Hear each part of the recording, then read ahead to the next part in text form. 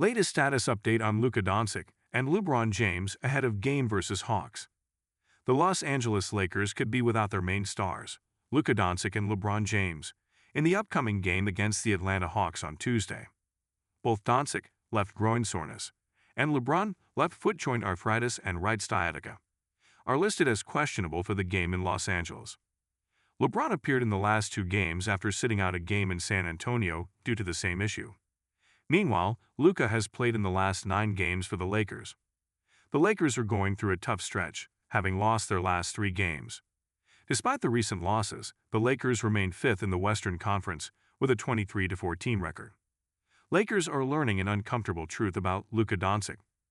Luka needs a team built meticulously to mask his weaknesses if the Lakers are to succeed. The Los Angeles Lakers have now lost their last 3 contests in a row. As the season goes on, this fanbase is learning one undeniable truth about Luka Doncic, that he needs to have a roster around him that's built very specifically to mask his weaknesses, and the Lakers simply don't have that at all right now. When Doncic fell into the Lakers' lap last February, Lakers fans everywhere rejoiced because he had just gotten done taking the Dallas Mavericks to the NBA Finals less than a year before that. Many assumed that he'd be able to walk into Los Angeles and do the same thing without much issue. But in reality, it hasn't been nearly that simple. This Lakers team has struggled in ways that don't always reflect in a box score. For the season, they're the only team in the top 8 of the Western Conference to hold a negative net rating. Doncic's numbers are flashy, but they don't tell the whole story. Take Monday night's game against the Sacramento Kings, for example. Luka finished with 42 points, but only 2 of those points came in the fourth quarter. In the final frame, he shot 25% as the Lakers failed to complete a comeback. Luka Doncic needs a roster more suited to him in LA. Doncic just hasn't looked like the kind of game-breaking talent that can take over games and will lead to victories all by himself on a nightly basis. The stats look nice, but they don't always match up with the eye test.